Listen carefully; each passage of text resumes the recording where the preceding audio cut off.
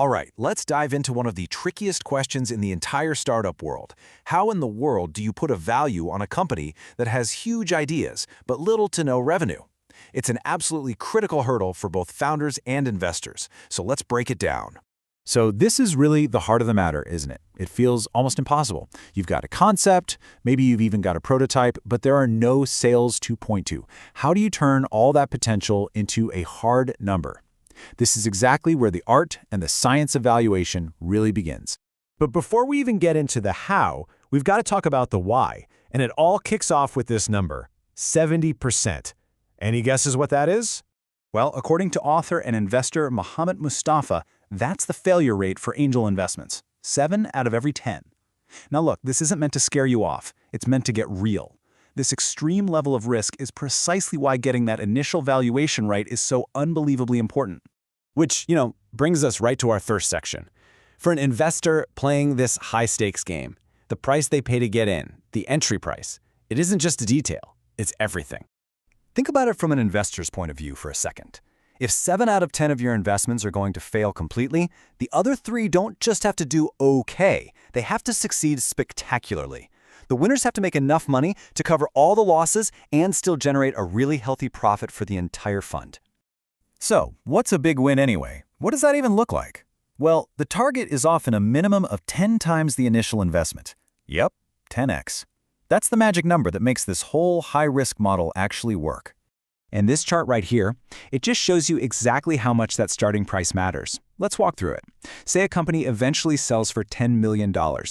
Notice the bar on the left. If an investor got in when the valuation was just $1 million, their annualized return is a massive 58%. But now, look at the bar on the right. If they paid double at a $2 million valuation, that return plummets to 38%. Same company, same exit, totally different outcome for the investor, and it all came down to that entry price. Okay, so it's pretty clear that price is a huge deal. But before you can even start talking about price, everyone at the table has to be speaking the same language. So next up, we're going to break down the essential terminology. These are the 2 big ones you absolutely have to know. Pre-money is what your company is worth before the investment cash comes in. Post-money is simple. It's the pre-money value plus the new cash.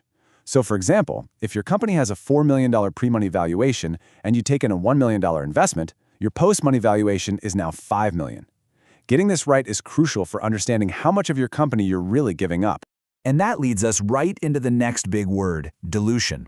When you take an investment, you create new shares. Think of your company's ownership like a pie.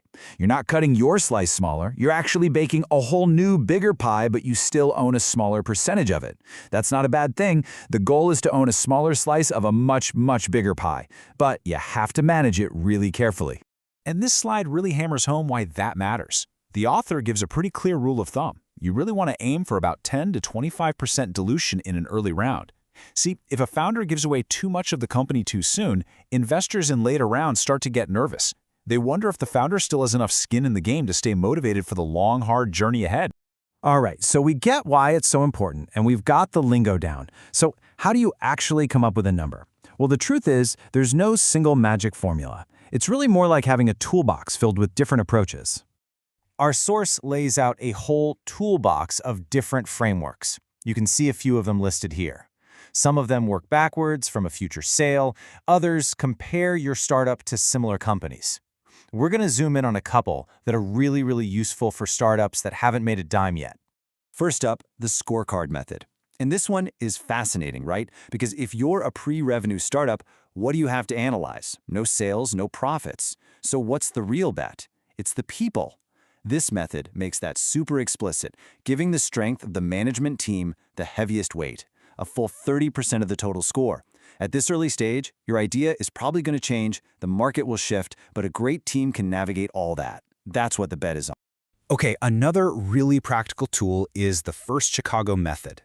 I like this one because instead of trying to predict one single future, which is, let's be honest, impossible, it forces you to think about a range of outcomes. As you can see, you figure out a valuation for a best-case success scenario, a middle-of-the-road sideways outcome, and of course, a failure. Then you basically create a weighted average, which helps keep the final number grounded in reality. Now, a quick heads up here, a word of warning. You might be familiar with the discounted cash flow method, or DCF, from your finance classes. But our source is pretty clear. This is a dangerous tool to use for a startup. The problem is, it relies on predictable future cash flows, which a startup just doesn't have. It's all guesswork, and that makes the final number pretty much useless. All right, for our last section, we need to talk about a really crucial, kind of counterintuitive trap. You fought tooth and nail in the negotiation, and you got that super high valuation you wanted. You won, right? Well, maybe not.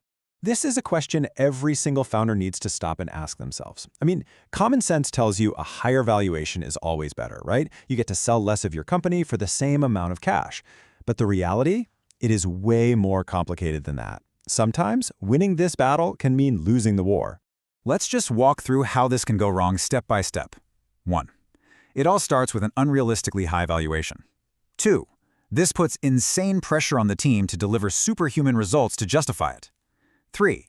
The startup struggles to live up to the hype. And what happens next? Step 4. The next time you go to raise money, it has to be at a lower valuation. That's called a down round, and it's a huge red flag that can scare away new investors and just crush team morale. So here's the big takeaway from all this. The goal isn't just to get the biggest number you can on a piece of paper today.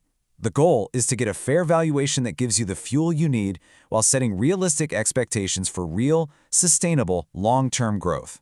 You know, at the end of the day, valuation is this weird mix of art and science. It's about using these tools to build a story that's both ambitious and believable. So the real question to ask yourself isn't just, what's the right price for the company? It's, what's the right price for my vision? And that's our look into the wild world of early-stage valuation. This explainer was based on the book Demystifying Venture Capital by Mohammed Mustafa. Thanks so much for tuning in.